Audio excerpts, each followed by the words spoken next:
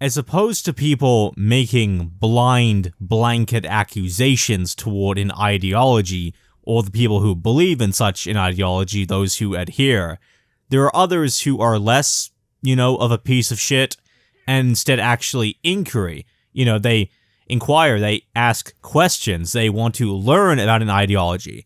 They don't want to disclaim this ideology supports this because, I don't know, you have a prejudice you have a preconceived notion of wanting to hate it, preconceived direction to misrepresent it and try and discredit it while doing so poorly. I guess if you represent an ideology as the exact opposite thing of what it is, you can totally get people not to like it, which ironically enough implies that people would like it if they knew what it was, because you've represented it to be the opposite of what it actually is. And that's the thing, right? When it comes to national anarchism, the sheer, let's just say, lack of attention that's paid towards it is a result of people, plugging their ears, right? Not acknowledging the obvious implications of what a society without governments would lead to, which is, more racial homogeny amongst a variety of other different kinds of segregation. So the reality is, when we talk about panarchy, right, is that it's, usually too obscure of an ideology, just like national anarchism, for it to really receive much attention at all, receive attention from really anyone, right? No surprise there. But what I want to talk about, right, what I want to comment upon is, how would panarchy work? What would a panarchist landscape, a panarchist world really look like? And, how does panarchy go into practice, right? So, before we even talk about panarchy and, how it would all go about, let me just define what panarchy even is. Now, I've talked about panarchy and panarchist ideology on my channel before. My first video on national anarchism dives into panarchy a fair bit, because panarchy and national anarchism are very much related, right? Now, panarchism, or panarchy, or whatever you want to call it, is not necessarily a kind of anarchism. It doesn't mean an absence of governments, necessarily. You could still have a panarchist society with rulers. In fact, you're going to have panarchist societies, many of them with rulers. In fact, maybe even most. I'm not really sure. This is all hypothetical, right? We have no idea what would happen if we really had a global panarchist world, right? A panarchist planet. But, the idea is that each society would be created for each different kinds of people, right? Different strokes, different folks, different, townships and cities and villages and etc., basically.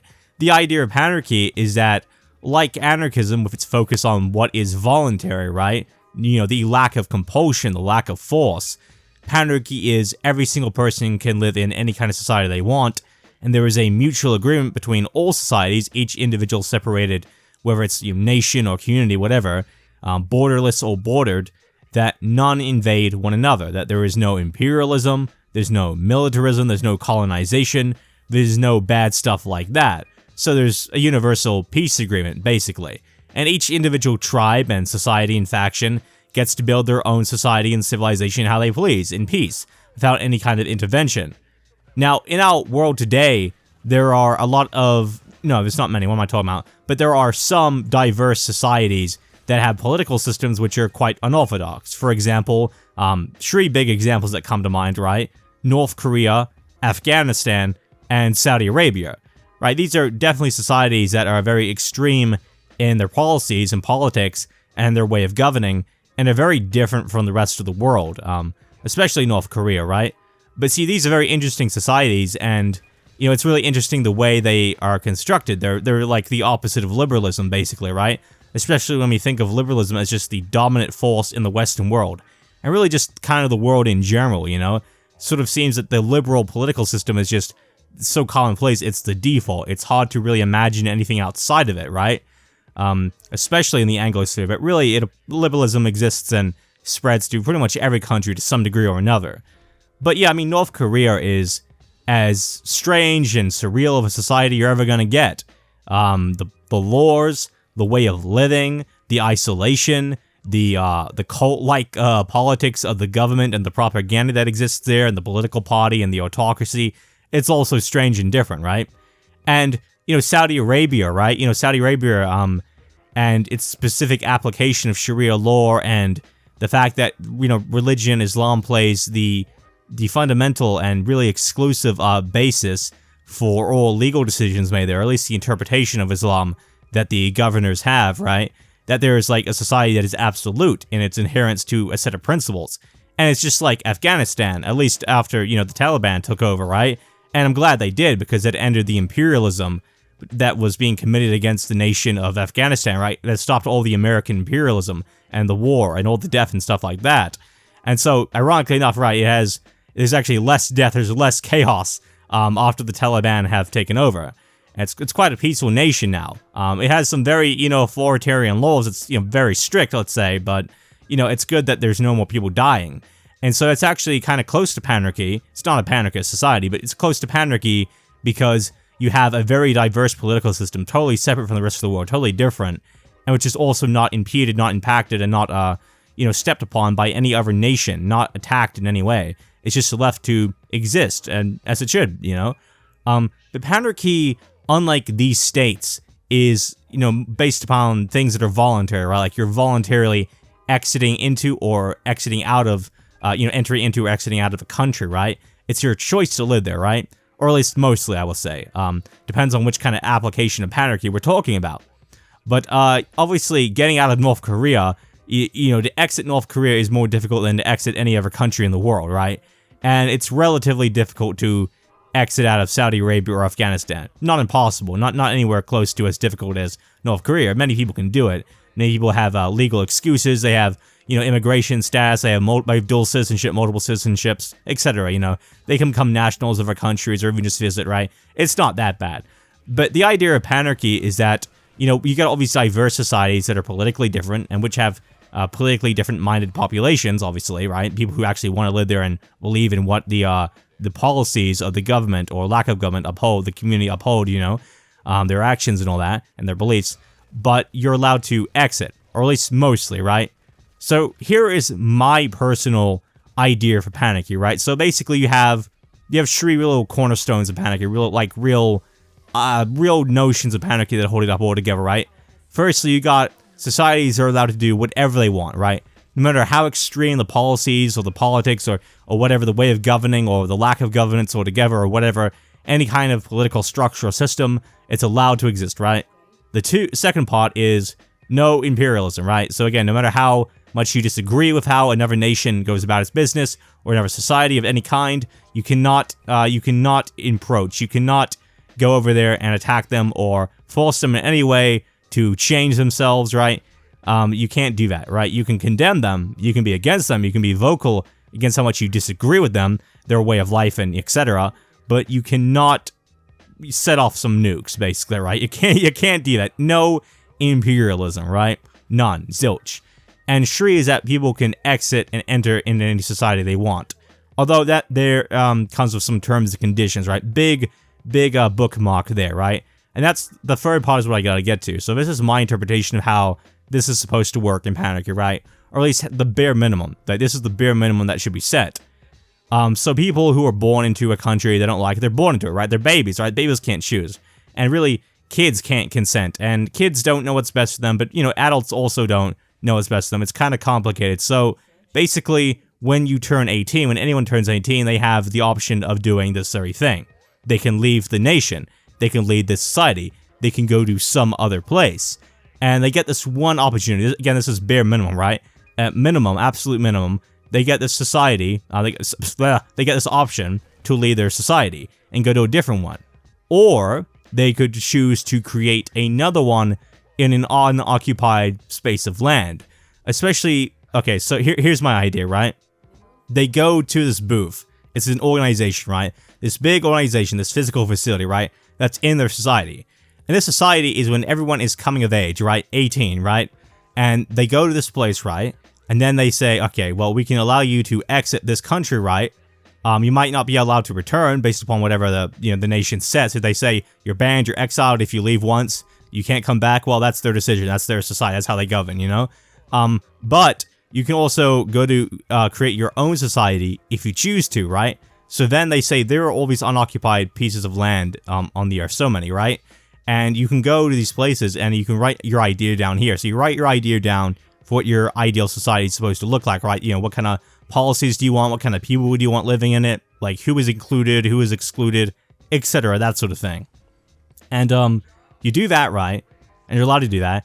And so that's what you do. And it's like, okay, well, then you see if you take the guy or chick, whoever, the person behind the booth, right, in the facility, looks at anyone else who's written down something similar or identical, right, the closest they can find. And so they call up and they contact all these people who've had the same idea, right? And they say, hey, look, you all have the same idea. So here's what you can democratically decide on, right? Here's what you can choose as a democracy, you know, best of majority, right? Which space, which area of land, and which former country or continent do you wish to occupy for this new society of yours? And then they all immigrate, they all come together, right? They all agree, and they immigrate to this very area in which they start setting up shop, and they start creating their own society and start building buildings and apartments and houses and so on. And that's how that society gets created. It's how every society gets created. And that's exactly the thing. They always give you that option at this organization, at this facility. They work with you, the managers that they work with you, to help create your own society. You write down any idea you want, and maybe there are like 10 other people who've also written down the same idea at a different facility somewhere, like the same kind of facility but in a different nation, right? And they all get together, right? You know, they organize it all together, and then they go and they leave their former societies and they go to this new society that they're building, and it gets established with its own laws and its own respect and all that good stuff, you know? And that's how a panarchist society would be formed, basically. Now, am I saying that, you know, people should be forced to live in a nation they dislike for the first 18 years of their life? No, I'm not a big fan of that. But that's what I mean by a bare minimum, right? I understand some people want to prevent people from exiting their society or entering into it, and I understand that with national anarchy, right, there'd be a lot of exclusion, right? People who aren't allowed into certain societies because of their religion or their race or their political opinions, right? A lot in terms of their political opinions, right, they would be excluded. I mean, that's what a lot of these panarchist societies would be formed on the basis of. Same with these national anarchist societies. You're only allowed to believe certain things, and if you don't believe in these certain things, well, you gotta get kicked out. But I do recognize, though, that that parents, they want to raise their kids till they're at least adulthood, right? You know, a lot of the time, kids are not legally allowed to leave the premise, the property of their parents, until they turn, you know, they reach adulthood, they become an adult, you know? That's 18 years, right? That's why I said at minimum, right, universally, any panarchist society has to at least allow someone to leave once they turn 18.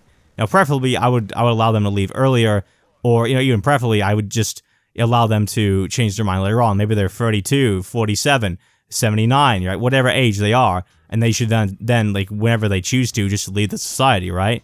Not like they only have one chance to do this. But again, bare minimum, right? Just so every country is in agreement. Yes, everyone needs to, you know, we need to at least allow them one chance, and that's when they reach the age of 18. That's the bare minimum, right? Absolutely bare minimum. Now, I understand this would allow for a lot of terrible societies to exist, in which people get locked in and they can't leave until they're at least 18. And that sucks. That totally sucks. However, that's already, like, the societies we live in today. That's already like the globe, basically, right? That's the whole issue. And you don't just get to leave because you become an adult. No, you need citizenship, you need a green card, you need all that jazz. And you just don't have that because closed borders, they fucking suck. So that's the issue, right? And so that's the whole deal, right? Is that even though there will be some people born in these, like, terrible societies, the point is that it would discourage this. Discourage societies that are so shitty from existing, basically, right? Or at least societies which don't appeal to any particular person or don't appeal to many people. Because when people had the opportunity to leave, they would just do such a thing. They would absolutely leave. And, you know, there would be no way in which a panarchist society is legally allowed to discourage its people from leaving. I mean, sure, they can socially do it, right? But they can't financially or legally do it. They can't do a thing that makes it difficult to leave upon reaching the age of majority, if you get what I'm saying. So that's exactly the problem.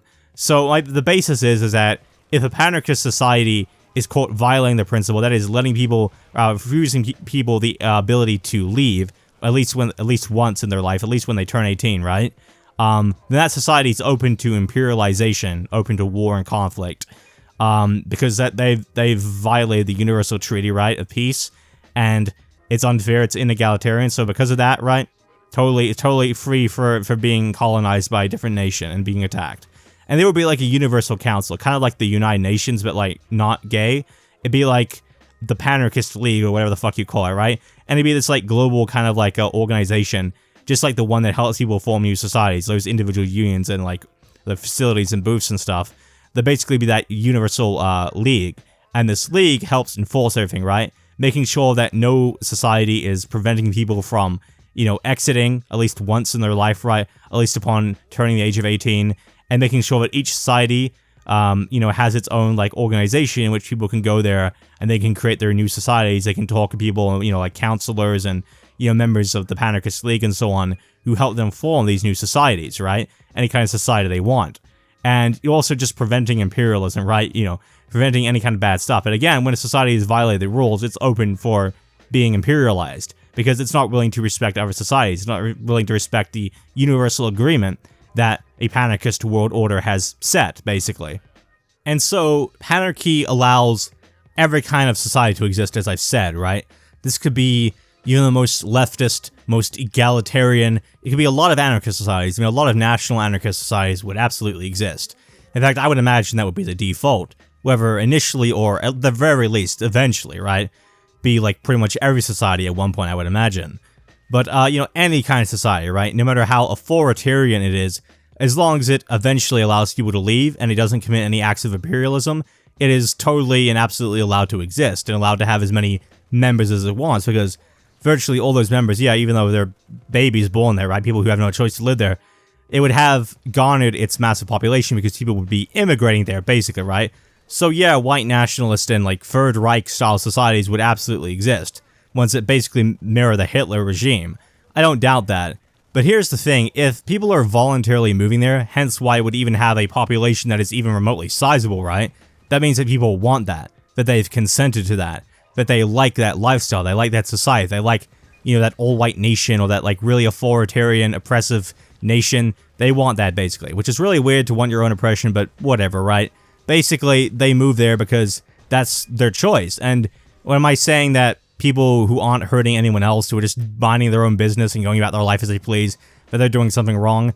I couldn't really be a true anarchist if I were against that. If I were against voluntary associations, which is why a lot of people that call themselves anarchists aren't actually anarchists, because they're not in favor, or at least don't want to allow voluntary racial or cultural or religious associations to exist. People are free to do what they want, and that's what panarchy and national anarchism are all about, basically. So, all these societies, right? And it could be any society. It could be a fascist society, a national socialist society, a neoliberal society. That's basically what we already have. But liberalism would exist. Any kind of society would exist, basically. And, as long as the societies aren't attacking each other, it's okay. But the thing is that, like, anyone entering into the society, again, especially when they can exit, especially if that society allows them to exit at any point, which is really nice, right? It just proves that whatever reason they're there, it must be good for them. Even if it's not good for me or good for most people, it must be good for them. Now, it doesn't mean that they won't change their mind one day, that they won't see the light, that they won't change their opinions and be like, I think this more egalitarian society is more ideal. I think I had some really messed up ideas about race and I was wrong about a lot of things. I hope they do come to that conclusion one day. But they should come to that conclusion on the basis of lived experience, basically, right? When they get to experience all these separate societies, they can do so as much as they please and can enter and exit however they want, whenever they want. Then it allows for the best societies to be shown, to be revealed. Whatever the vast majority of people will flock to, will crowd to, will ultimately enter and stay there, then that's the most ideal society. See, this is why closed borders suck dick, basically. Because in an open borders world, the best countries would obviously be revealed. There would be no ambiguity whatsoever. People would all flock to the best countries and stay there forever. And the ones that are terrible, that have terrible governments and terrible policies and treat their people horribly, those societies would go out of business. There would be no one staying there. Their numbers would dwindle, they would go down, there would be virtually no one there, if anyone at all. And that's exactly why, that's why the UN and like that's why every government hates the idea of open borders, because it would mean improving their society a lot. It would mean, it's like businesses competing or whatever, or people competing, or like artists, right? Like when it comes to good shows or good movies or good any kind of media, the best stuff gets popular, the worst stuff does not. Generally speaking, there are obviously exceptions, right? And whatever democracy decides, whatever people voluntarily decide, that's fine. I may not like some people's decisions, I may not like the societies they live in or the political opinions they hold, but It's not about me, and that's maturity, actually. That's a lot of maturity in saying that, and realizing that it's not about me, because I already have my society, and I can live in it voluntarily, and I can live there forever, and I can go to any society I want whenever I want, and that's the beauty of freedom, right? Of true individualism. And by preventing people from leaving your society, the only implication is your society sucks so much major dragon dick that no one wants to stay in it. Everyone wants to leave, wants to flee. Like, this is why North Korea is so isolationist, right? It's so locked in. It's so hard to leave because they know their society sucks, basically. Their government is terrible. Their way of life is terrible. To live there is to live in misery.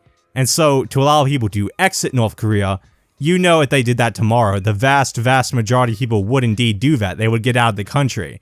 And so it's really evidence, closed borders, especially really strict borders, of the nature of a terrible country. One that does not respect its citizens, right? And Panarchy would obviously eliminate this. It allows any society, no matter how dog shit its content, to exist, no matter how bad its character, but at the same time, the people decide themselves in the end. And that's why it's totally ethical. That's why it's ethical at the end of the day.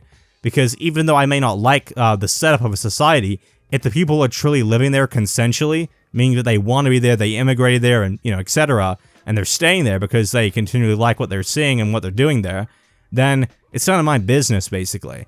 And that means that there has to be some quality there. But even if there's not, the point is, by allowing people to be who are different, because everyone's different, of course, to experience the joy and happiness that a different kind of structure and societal organization brings them, like, that's okay. Like, I'm all for that. And I think that's why Panarchy is an unpopular idea, obviously, because it would fundamentally change the world. It's the same with open borders, really. It would change the world so much that the former old world would basically be unrecognizable. And that's why Panarchy is so very important. Why it matters more now to believe in Panarchy than it ever did in the past. Especially as more countries exist now, and more countries will be formed, and having freedom of movement allows people to determine what is best for them, because everyone's going to be different. I made these videos, the two fags fighting videos. I made those two videos. You can watch them anytime you want.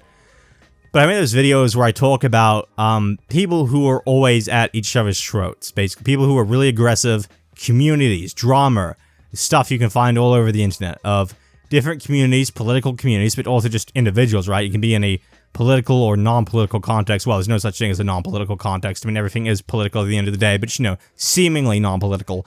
And it's drama, it's hatred, it's community hating community, political demographic hating political demographic.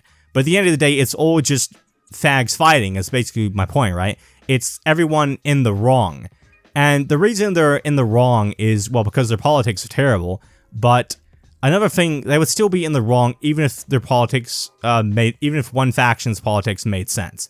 Because you have to understand that one size doesn't fit all. One society isn't meant for one person. There's no universal man. There's no one person and one way of life is suited for them. Because that's not true. That's not reality. And you have to accept, that's a sign of maturity to accept that opinions change. My opinions change. And actually my opinions change so much that Panarchy really would have benefited me for my whole life, right? Imagine I could just hip-hop from one society to another, right? Go to one society for a few years, go to the next a few years. Basically, whenever my political opinions change too much, I just move house or whatever.